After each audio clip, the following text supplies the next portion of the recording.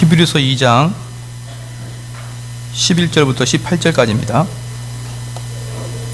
히브리서 2장 11절부터 18절 말씀까지 한 절씩 교독하시겠습니다. 거룩하게 하시는 자와 거룩하게 함을 입은 자들이 다 하나에서 난지라. 그러므로 형제라 부르시기를 부끄러워 아니하시고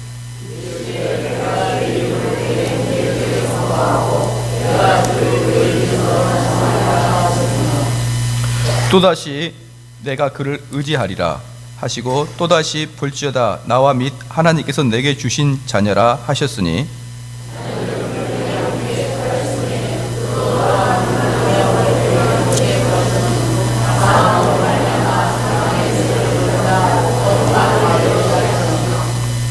또 죽기를 무수워함으로 일생에 매여 종노릇하는 모든 자들을 놓아주려 하심이니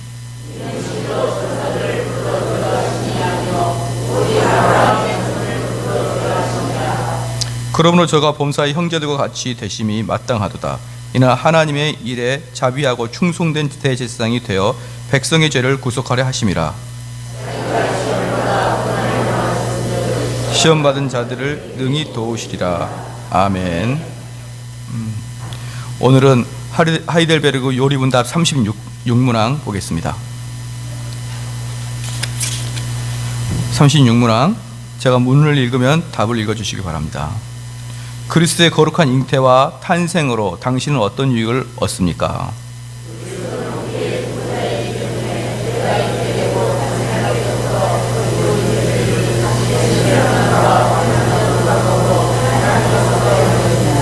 아멘. 지금 저희가 하이델베르그 36문항을 하는데요. 이 36문항은 사도신경이 포함되어 있는 거예요. 그러니까 하이델베르그라는 그 책에 그 사이에 가운데가 이제 지난부터 말씀하는 하이델베르그 안에 사도신경이 들어가 있거든요. 그래서 사도신경 중에서도 오늘은 기독론에 대해서 이야기하는 것입니다. 여기는 그 외아들 우리 주 예수 그리스도를 믿사오니 이는 성령으로 잉태하사 동정녀 마리아에게 나시고 여기까지가 지금 36문항을 이야기하는 거거든요. 그 외아들 우리 주 예수 그리스도를 믿사오니 한 가지 여기서 이제 제가 성경을 볼 때 한 가지 힌트를 드리겠습니다. 좋은 발견인데요. 예수 그리스도 이렇게 표현이 되면은 그리스도 예수 이렇게 표현이 된 거하고 또 틀려요. 예수 그리스도를 이렇게 이야기하면 주로 예수님의 인성을 강조할 때 예수 그리스도라고 표현하고 예수 그리스도 신성을 강조할 때는 그리스도 예수라고 표현하고 그리고 예수 그리스도를 완전히 극진하게 존칭할 때는 주 예수 그리스도라고 풀네임을 이렇게 붙입니다. 그러니까 그런 것들을 한번 쫙 보고 성경을 보면 재미있거든요. 그런데 이제 오늘은 우리 주 예수 그리스도를 믿사오니 이 이야기도 좀 하고 싶어요.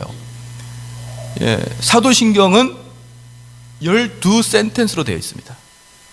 자, 사도신경을 누가 만들었을까요? 전설에 의하면 12센텐스로 되어 있으니까 사도 한 명이 한 명씩 한 구절씩을 말을 해서 12개의 구절을 이야기했다 그러는데 역사적 근거는 아무 데도 없습니다. 그래서 사도신경은 AD 4세기 정도에 완성됐다고 보는 것이죠. 그래서 사도신경은 사도들이 직접 그렇게 문장을 넣어서 만든 건 아니고 사도들의 정신을 그대로 이어받아서 그것을 만들었다는 게 사도신경이에요. 그래서 사도신경은 성경에 준하는 그런 대접을 받고 있는 것이죠. 그리고 우리는 사도신경이라는 게 정확하게 성경의 주기도문처럼 딱 그 구분이 되어 있지 않지만 그 사도들의 정신을 계속 이어받은 그 한 문장 한 문장으로 만들어진 게 사도신경이기 때문에 모든 기독교는 이 사도신경을 다 같이 고백을 하고 그걸 따르기로 다 약속을 하는 것이죠. 그런데 사도신경을 고백하지 않고 사도신경에 성경이 없으니까 나는 사도신경 안 하겠다 그러한 그 단체들이 있습니까? 어디 있습니까? 신천지는 안 해요. 신천지 같은 경우는 사도신경을 안 하죠. 그리고 몇몇의 이단들도 사도신경을 안 하는 데가 있지만 그 이단들을 제외한 정통교회는 전부 다 사도신경을 고백하고 있습니다. 그래서 기독교라는 이름으로 모이는 모든 단체는 사도신경을 합니다. 예를 들어서 로마 카톨릭도 기독교라는 이름으로 모이니까 로마 카톨릭도 사도신경하고, 심지어 동방정교조차도 전부 다 사도신경합니다. 그러니까 사도신경은요, 태초에 그 교회가 생기고 2000년 전에 교회가 생기고 교회가 동방종교 서방종교 나눠지기 전에 사도신경이 있었기 때문에 사도신경은 모든 종교가 같이 고백합니다. 그런데 여기에서 이제 예수 그리스도의 잉태에 관한 문제입니다. 예수 그리스도의 잉태에 관한 문제인데, 여기에서 예수 그리스도의 잉태에 관한 문제가, 이 본성에 대한 문제가, 제가 왜 초두에 그 사도신경의 역사를 이야기하냐면은, 기독교 교회사 첫 번째로 등장한 이단은 무슨 이단이었다? 영지주의 이단이었단 말이에요. 그래서 기독교가 되자마자 영지주의라는 이단이 AD 1세기 이후부터 시작해가지고 100년 이후부터 시작해서 100년, 200년 사이에 온 기독교를 완전히 휘저잡아 버렸습니다. 그리고 그와 더불어 초대교회 때 계속 기독교를 공격한 게 있었는데 바로 기독론이었어요. 기독론. 도대체 예수님이 누군가? 예수님이 신인가? 예수님이 인간인가? 아니면 예수님은 반신이고 반인간인가? 아니면 예수님은 몸은 그냥 예수라는 청년을 입고 왔는데 이 속에는 예수라는 정신을 가진 자인가? 이렇게 해가지고 수많은 논리와 이론들이 초대교회 때 그냥 범벅을 하고 있었단 말이에요. 사랑하는 성도 여러분, 21세기 한국 교회의 그 교리적인 문제는 무엇에 의해서 논쟁이 되고 있을까요? 21세기에는 성령론입니다. 1970년, 80년, 90년 성령론의 문제였어요. 그런데 성령론의 문제였는데, 제가 어제 그 분일대학 때도 잠깐 이야기했는데, 우리 한국교회의 가장 근저에 한국교회를 제1세대, 한국교회 1세대 중에 우리 한국교회를 전체적으로 지배하고 그의 영향력 하에 있던 사람이 있습니다. 그 사람이 누구라 그랬죠? 시작. 제가 힌트를 줬어요. 이러니까 길자연. 그런데 아니에요. 길자연 목사는 현대인이고 기독교 1세기 우리 기독교회, 한국교회 초대 기독교의 실제적인 영향력은 길선주 목사였어요. 길선주 목사. 길선주 목사님은 목사님이 되기 전에 무엇을 했을까요? 도사였단 말이에요. 도사였기 때문에 이 도사들은 맨날 새벽에 일어나서 정수물 떠놓고 기도하다가 그 버릇을 새벽 기도로 만들어가지고 이 목사님들 힘들게 하는 거예요. 그러니까 우리나라만 이 세상에서 새벽 기도가 있는 겁니다. 그래서 새벽 기도에 대한 전통을 아주 서양 사람들 대단히 좋아하지만, 당신들이 와서 새벽 기도 해보라 이 말이에요. 힘든지 안 했는지. 그래서 미국 목사님들이 와가지고 강의하면, 한국 목사님들 대상으로 미국 목사님들 강의하면 항상 공통점이 있다는 거예요. 공통점이 뭔가 시작? 다 존다는 거예요. 목사님들 강의만 하면 다 존다는 거예요. 그 왜 그러냐면 다 새벽 기도하고 오니까 그렇게 졸리는 것입니다. 그런데 그 새벽 기도가 우리 한국교회 전체가 다 영향을 받았듯이 길선주 목사님이 1세대 한국교회에 지대한 영향을 끼쳤습니다. 그러면 1세대 한국교회 목사님이 지대한 영향을 끼친 길선주 목사님 이후에 2세대 한국교회에 지대한 영향을 끼친 사람이 누굽니까? 시작. 조용기 목사란 말이에요. 조용기 목사님. 조용기 목사님이 나와서 2세대 한국교회 모든 목사님들 대부분의 머릿속에 조용기 목사님의 영향을 받지 않은 목사님이 거의 없습니다. 다 받았습니다. 그 중에 조용기 목사님이 나와가지고 2세대 한국교회를 큰 영향을 끼쳤는데 바로 그게 중심이 뭡니까? 성령론이에요. 성령론. 성령론을 들고 나와서 한국교회 70년, 80년, 90년을 휘저었던 게 바로 조용기 목사였습니다. 자, 그러면서 조용기 목사님의 한 가지 단점이 뭐냐면은, 조용기 목사님의 신학은 철저하게 성경적이고 신학적인 근거를 두고 성령론을 이야기하지 않았기 때문에 이 숨겨져 있는 영, 비밀의 영, 성령론이 자칫 잘못하게 오해되게 소지가 많게 이 성령론을 이야기했단 말이에요. 그러니까 2세대 한국교회를 지배를 했는데 그 성령론이 정통으로 이어나온 성령의 역사가 아니고 그냥 어리버리 그냥 해가지고 만들어버린 성령의 역사였기 때문에 이 1970년 이후 80년대까지 한국교회 성령론이 엄청나게 막 이제 혼란이 오기 시작했고, 지금도 여전히 이 성령론의 문제로 각 교회와 교파가 막 쪼개지고 싸우고 난리가 나는 것입니다. 그런데 지금은 성령론의 그 논쟁의 시대인데, 그래서 성령론도 분명하게 잡아주는 거 분명히 잡아줘야 되는데 성령론은 쉽지가 않습니다. 왜? 잘못 성령론을 이야기하게 되면 거기에 뭐가 끼어들어가기 때문에 영지주의가 끼어들어가 버리는 거예요. 그러니까 1세기 때 영지주의도요, 성령론 가지고 이야기했거든요. 성령론 가지고 이야기하면서 영지주의 이야기하면서 영지주의, 하나님께 직접 계속 지시받고 직통 계시받는 이런 영지주의들이 1세기에 정말 많이 활동했는데, 그 영지주의적 성령론이 지금 우리 한국에도 엄청나게 많다는 거예요. 엄청나게. 그런데 이것과 같이 지금 한국 교회를 성령론이 어렵게 한 것과 비교도 할 수 없을 정도로 초대교회 때는 기독론이 엄청나게 혼란스러웠습니다.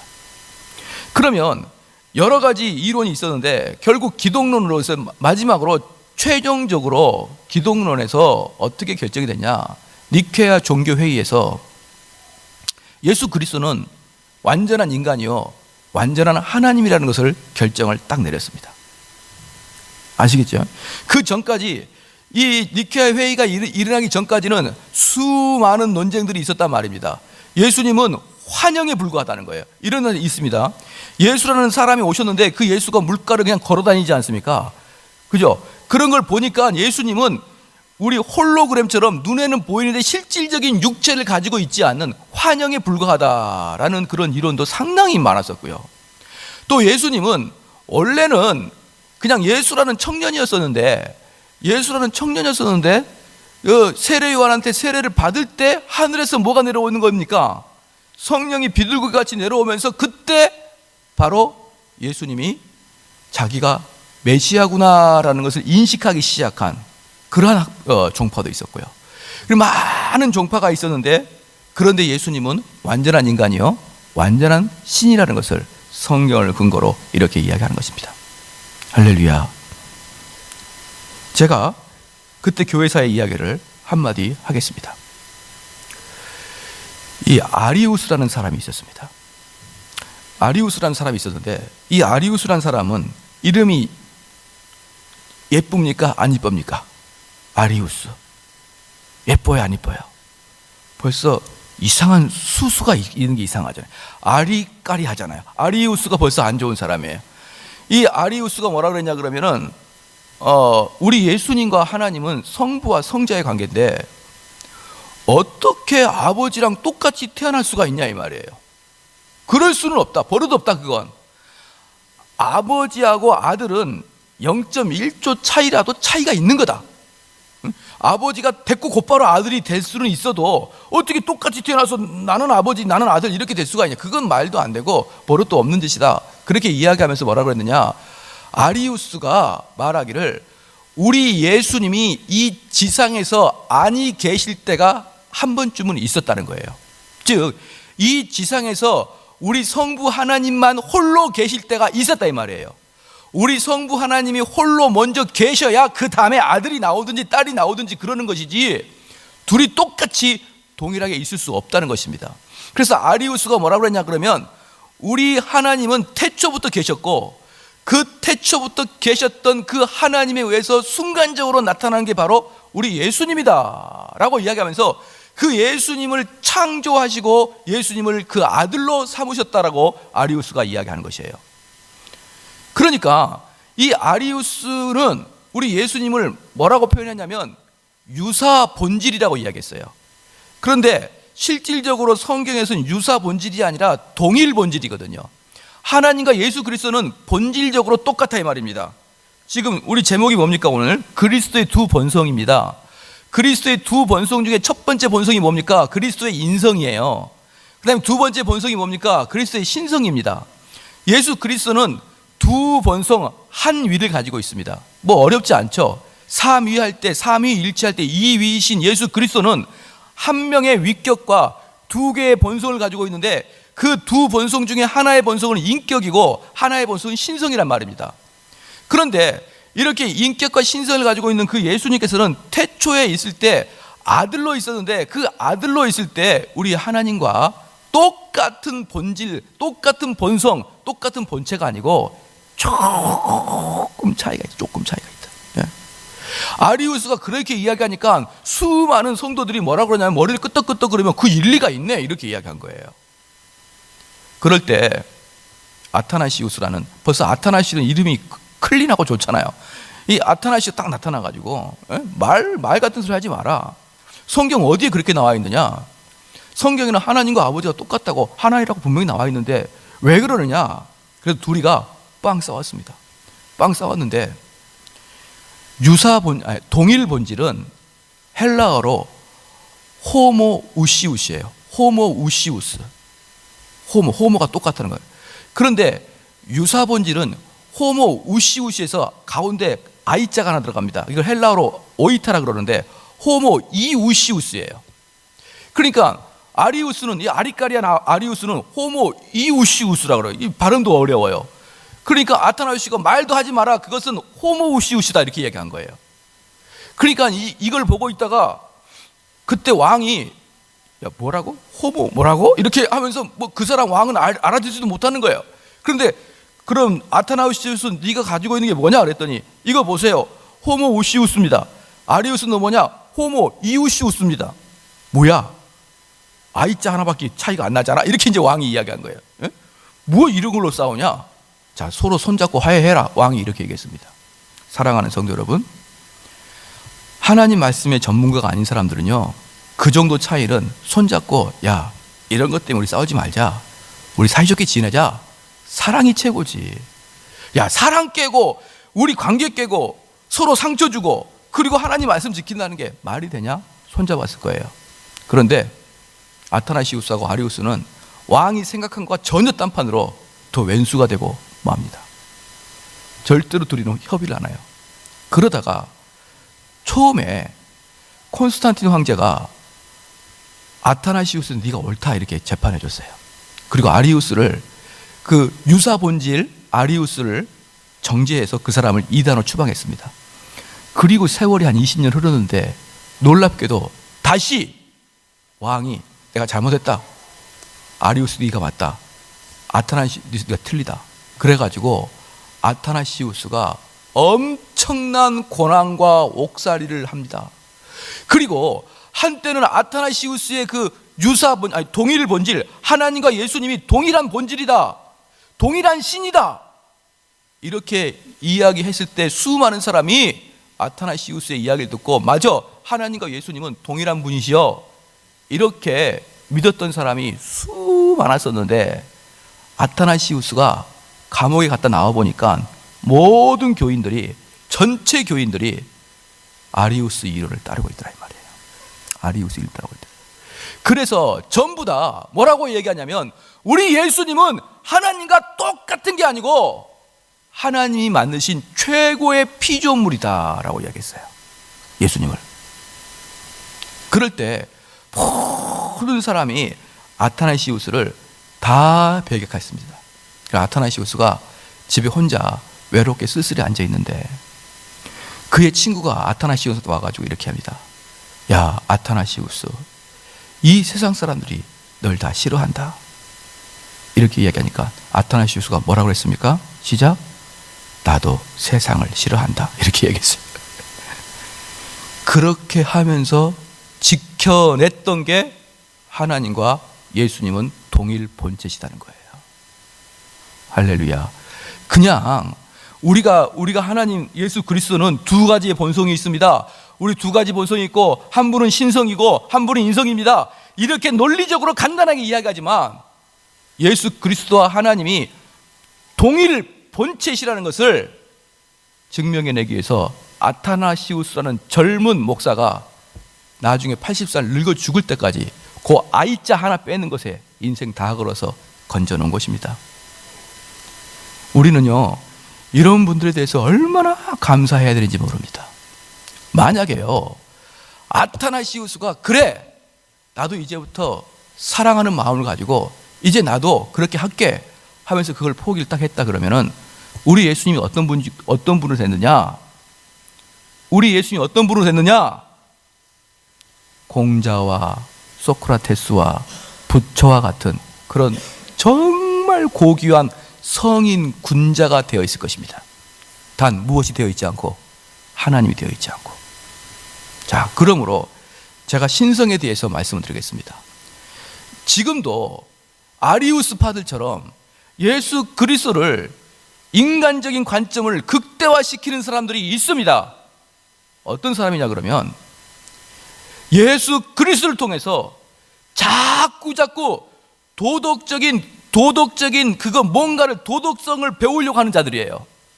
그러니까 쉽게 말하면 인도의 간디가 뭐라 그러냐면 나는 예수를 좋아하지만 예수 믿는 자들을 싫어한다 그랬거든요. 그리고 인도의 간디가 뭐라 그랬냐 그러면 나는 다른 건 좋아하지 않고 산상수훈을 좋아한다 그랬습니다.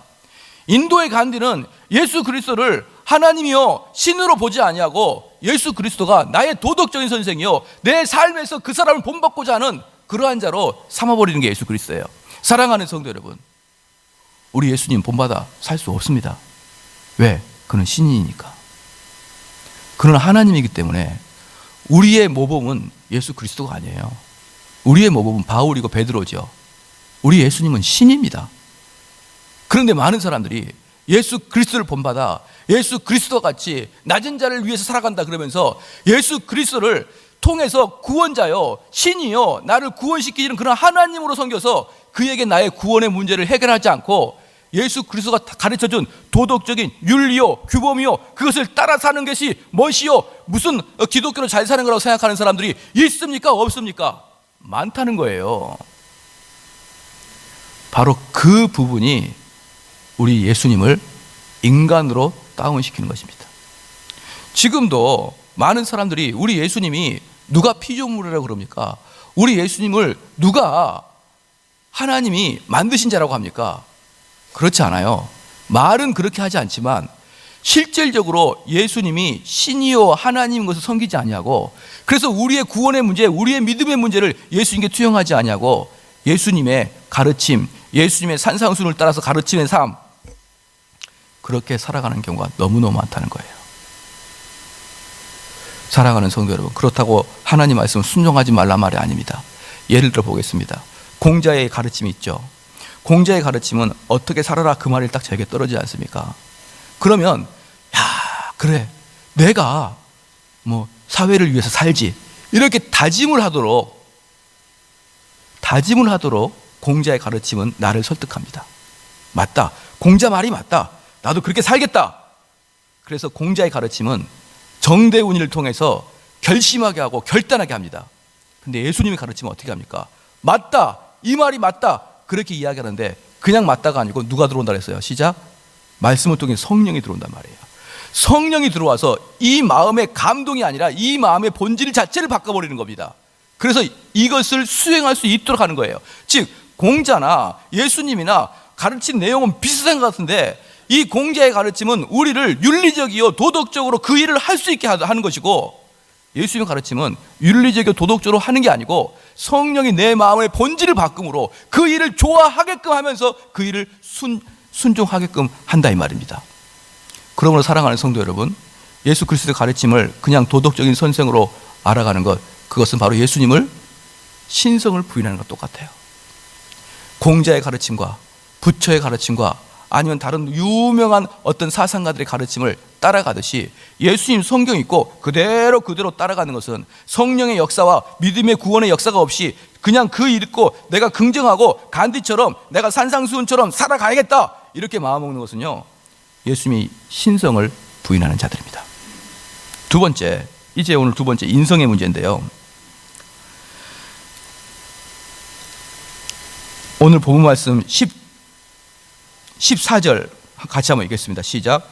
자녀들은 혈육에 함께 속하였음에 그도 또한 한 모양으로 혈육에 함께 속하심은 사망으로 말미암아 사망의 세력을 잡은 자 곧 마귀를 없이 하시며. 자, 여기서 자녀들은 우리 가족에 형이 있고 아우가 있고 가족이 있잖아요. 그 자녀들은 형제들은 무엇이 함께 속해 있는 것입니까? 혈육이 함께 속해 있는 거예요. 그죠? 그러면은 예수님은 우리의 맏아들이라고 했죠. 예수님은 하나님의 맏아들이에요. 그럼 우리에게는 예수님이 무엇이 됩니까? 큰 형님이 된다 이 말이에요. 예수님은 하나님의 맏아들이고 우리도 하나님의 자녀지 않습니까? 그럼 예수님은 우리의 큰 형님이 되는 거거든요. 그럼 예수님과 우리는 무슨 관계다? 한 혈육이단 말이에요. 할렐루야. 그냥 영적인 상상력의 한 혈육이 아니고 진짜 서로 피를 나누고 몸을 나누는 그런 한 혈육이다 이 말입니다. 그리고 17절 말씀에 같이 한번 읽겠습니다. 시작. 그러므로 저가 범사의 형제들과 같이 되심이 마땅하도다. 이는 하나님의 일에 자비하고 충성된 대제사장이 되어 백성의 죄를 구속하려 하심이라. 그렇습니다. 우리께 뭐라냐면, 그러므로 우리 예수 그리스도가 범사에 다른 형제들과 똑같이 돼야 된다 이 말입니다. 할렐루야. 그래서 우리 예수님은요, 완전한 신이시면서 완전한 인간입니다. 그러면 우리 예수님께서 왜 인간이 돼야 되느냐 한번 보겠습니다.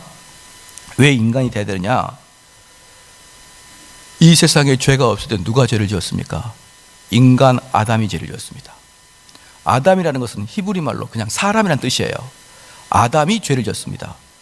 그 아담이 사람의 몸으로 죄를 지었으므로 이 죄를 해결할 수 있는 분은 누굽니까? 사람인 예수가 돼야 되는 것이에요. 만약에 악한 마귀가 딱 지켜보고 있는 거예요. 우리 하나님이 공평하게 하는지 안 하는지 내가 지켜볼 거야 이러면서 아담을 통해서 죄가 들어왔는데, 그 죄를 사하려고 인간의 육체를 입고 오지 않는 영적인 신을 통해서 그 유혹을 견디게 할 수 있다 그러면 마귀가 뭐라 그러냐면, 아니 영적인 사람이 무슨 유혹을 받습니까? 이렇게 할 거란 말이에요. 그래서 악한 마귀가 아무런 변명을 할 수 없을 정도로 우리랑 똑같은 성정을 가지고 있는 예수를 우리를 보내주신 것입니다. 할렐루야. 우리랑 똑같은 예수. 그래서 우리가 똑같이 밥 먹고 똑같이 피곤하고 똑같이 기쁘고 똑같이 슬퍼하는 그런 감정과 육체를 가지고 있는 예수를 우리한테 보내줬단 말입니다. 그런데 한번 물어보겠습니다. 이게 제일 어려운 문제예요. 이건요, 너무너무 어려운 문제입니다. 신성과 인성이 예수님 안에 두 개가 있거든요. 이렇게 신성과 인성이 두 개 있는데 두 개가 이렇게 섞일까요? 안 섞일까요? 시작. 왜 그렇게 쳐다보실까요? 이 예수님의 신성과 인성이 두 개가 있단 말이에요. 이 예수님의 신성과 인성이 이렇게 섞여 있을까요? 이렇게 아구가 맞도록. 그래서 여러분들 소고기 보면은 그 기름과 살이 탁 섞여 있잖아요. 아주 아름답게. 그렇게 인성과 신성이 섞여 있을까요? 안 섞여 있을까요? 예, 뭐 있어요 이런 소리는 들리는데 앞에 소리는 아니 들리더라. 뭔가 있긴 있는데, 이렇게 섞여 있다는 것을 혼합주의라고 해요. 혼합주의. 이렇게 섞여 있지 않습니다. 그래서 인성이 신성에게 영향을 주지 않아요. 잘 알아들어야 돼요. 신성이 인성에게 영향을 주지 않습니다. 자, 이게 뭔지 아십니까? 이게 무슨 뜻인지 알아요? 신성이 인성에게 영향을 주지 않습니다. 이겁니다. 우리 예수님이 십자가에 못 박혔습니다. 다 못 박혔는데 우리 예수 인성이 너무 살이 찢기는 거예요. 너무너무 고통스럽습니다. 그랬더니 또 다른 신성이, 예수야 넌 신이지 않니? 걱정하지 마. 내가 너한테 조금 마취약을 줄게.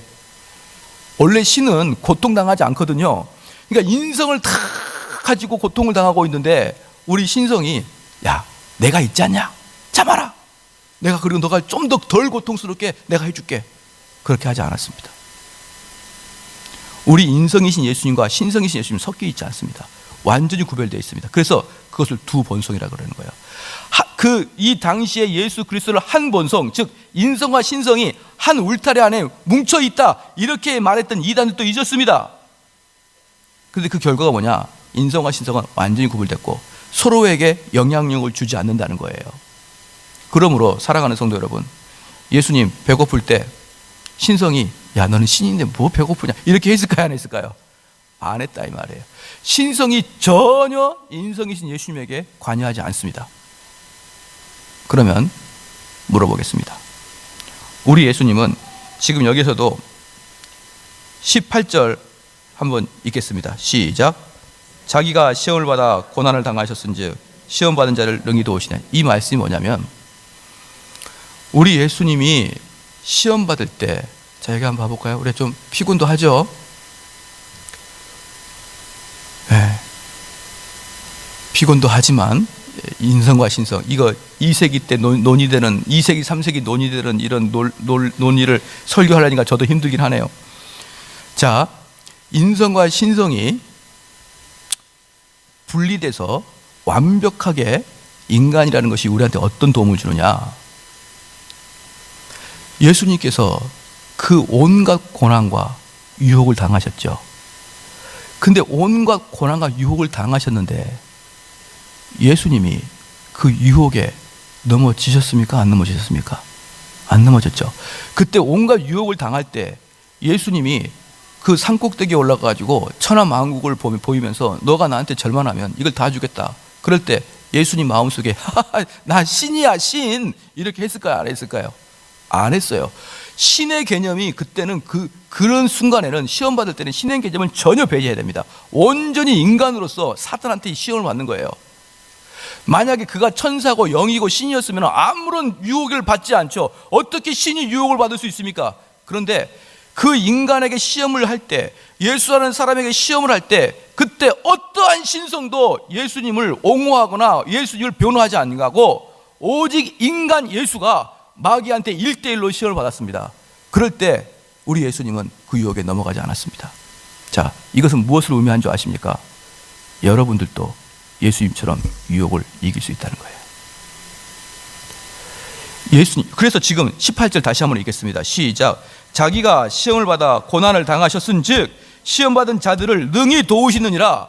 이 시험받는 자를 능히 도우신단 말이 뭐냐면 나도 너희랑 똑같은 성정 가지고 다 이겨냈다 이 말이에요. 자, 사랑하는 성도 여러분, 또 하나 봅시다. 우리 예수님께서 이제 십자가의 길을 가고 있는데 로마 병정들이 이런 갈대를 가지고 예수님 얼굴을 톡톡 치면서 너가 유대인의 왕이냐? 톡톡 쳤습니다. 자, 그리고 얼굴에 침을 뱉고 뺨을 때렸습니다. 그러니까 우리가 그 내 원수가, 예수님 말씀하시기 원수가 오른쪽 뺨을 때리면 왼쪽 뺨을 대라고 했죠. 그러면 오른쪽 뺨을 때릴 때는 어떻게 때려야 될까요? 한번 잘 생각해 봐요. 내가 이 상대방이 있습니다. 그럼 상대편은 이쪽이 오른쪽입니까? 이쪽이 오른쪽입니까? 여러분 입장에서 어느 쪽이 오른쪽이에요? 이쪽이 오른쪽이죠. 그럼 제가 오른쪽 뺨을 때려도 어떻게 때리겠습니까? 이렇게 때릴까요? 너무 느끼하게? 네, 그것은 좀 이상한 사람이에요. 오른쪽 뺨을 때린다는 것은 이렇게 손등으로 때린다는 거예요. 그러니까 여러분들이 만약에 뺨을 맞더라도 이렇게 맞으면 좀 참을 수 있는데 이걸로 맞으면은 그건 못 참죠. 그런데 우리 주님께서 이렇게 때려도 참아라는 거예요. 참아라. 응? 이건 우리도 치욕적이지만 유대인들한테는 이것은 나가 죽으라는 뜻이거든요. 이렇게 때렸을 때 우리 주님은 참으셨습니다. 그러면 우리 주님께서 우리한테 뭐라고 하십니까? 너희들도 참을 수 있다. 할렐루야. 할렐루야. 그게 인성이신 우리 예수님이에요. 우리 인성이신 예수님은 모든 걸 다 참아내셨고 모든 걸 인내하셨습니다. 그래서 얘들아, 나는 이걸 참아낼 때 우리도 그렇게 할 수 있죠. 예수님이니까요. 아니요. 예수님도 완전히 인간으로 받으셨다고요. 인간으로. 그리고 또 하나 있습니다. 우리 예수님께서 인간으로 사셨기 때문에 우리 성도들의 유혹을 누구보다도 우리 예수님이 잘 아십니다.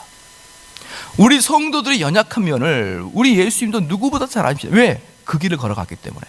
그러므로 여러분이 어떠한 죄에 빠져 있을지라도 예수 옆에 가가지고 부끄럽게 예수님 저 용서해 주세요. 그럼 예수님은 그걸 다 이해해 주시더라. 할렐루야. 왜? 나도 너같이 살아봤으니까.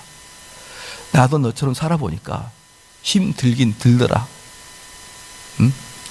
나도 너처럼 살아보니까 그런 유혹이 어렵긴 어렵더라. 이렇게 우리 예수님은 이야기하시는 것입니다.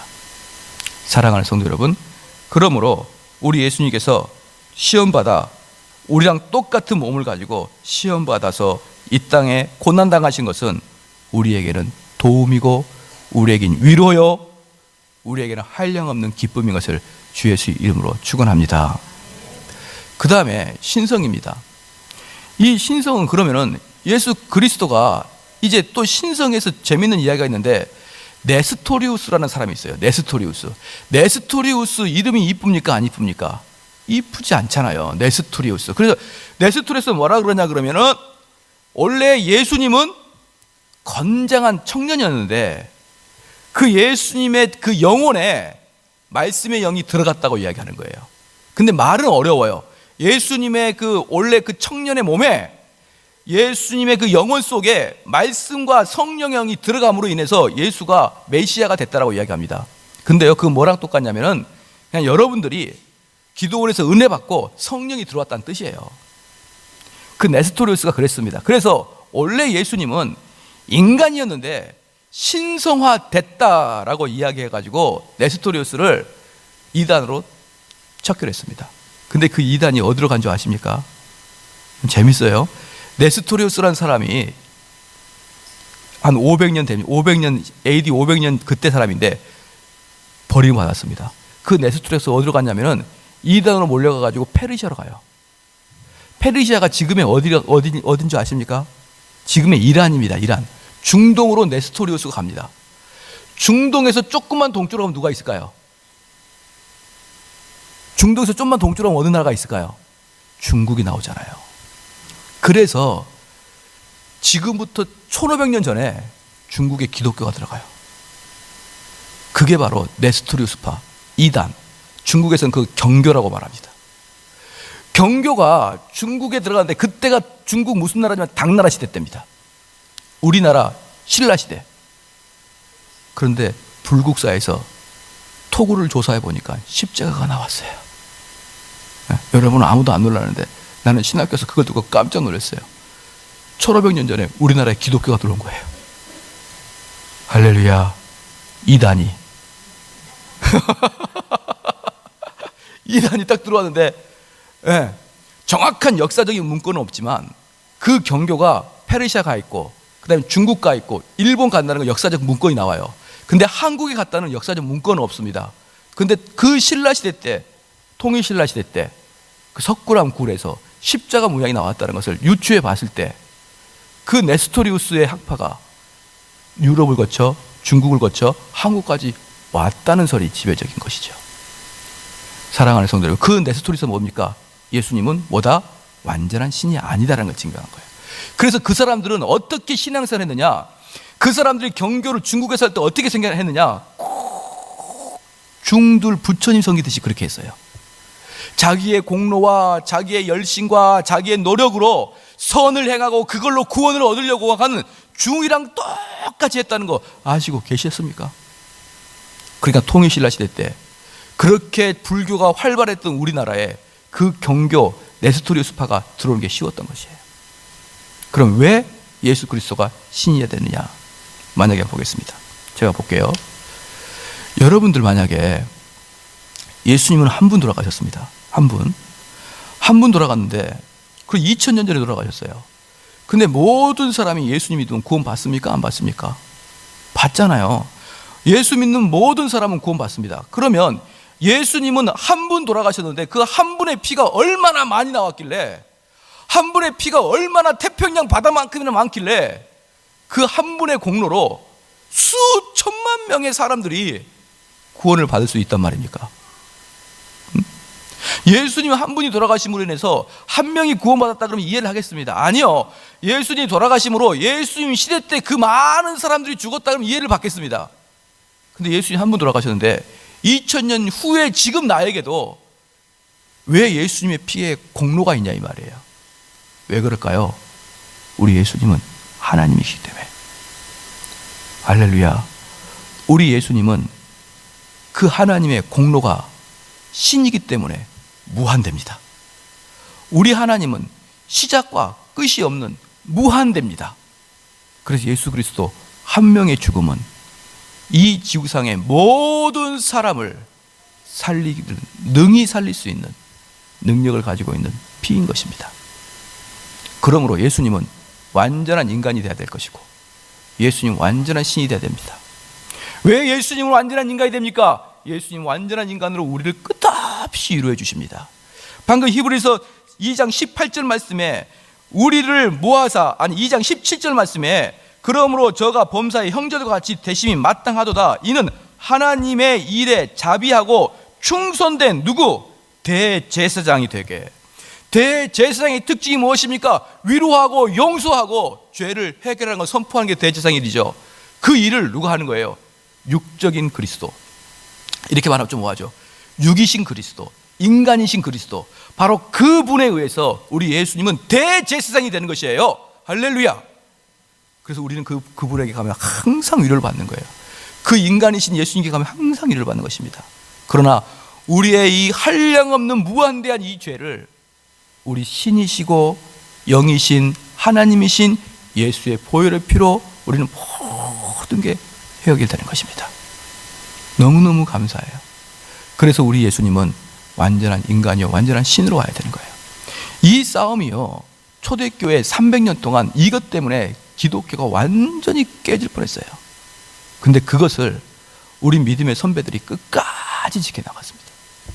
자기 목숨 걸고 자기 일평생을 걸고 이걸 끝까지 지켜나감으로 사도신경에 뭐라고 나옵니까? 다시 그 한번 읽어볼까요? 시작. 그 외의 아들, 시작. 그 외의 아들 우리 주 예수 그리스도를 묻사오니 이는 성령을 잉태하사 동정녀 마련하셔. 요거 한 줄을 넣기 위해서 그렇게 싸웠다는 거예요. 그리고 이 한 줄 안에는 지금 제가 말씀드리고 있는 예수 그리스도의 인성과 예수 그리스도의 신성을 들어가 있다는 걸 보여주시고, 예수 그리스도는 신성을 통해서 태어났기 때문에 동정녀에서 태어나는 것이고, 그 예수 그리스도는 두 가지 본성이 있지만 한 가지 위격으로 있다는 것을 믿으시기를 주의로 축원합니다.